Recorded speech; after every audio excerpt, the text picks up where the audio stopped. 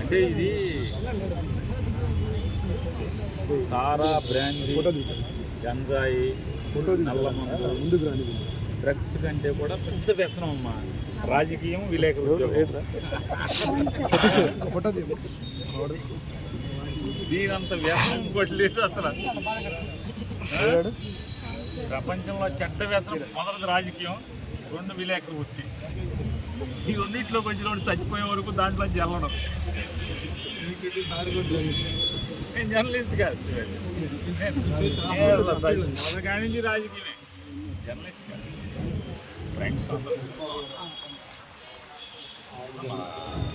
మా నాన్న మేము గుడ్డోళ్ళకున్నప్పుడే మా నాన్న మున్సిపల్ చైర్మన్. నేను ఒక మాదిరికి వచ్చేప్పటికి మా నాన్న ఎమ్మెల్యే, మంత్రి లేదు, అది లేదు.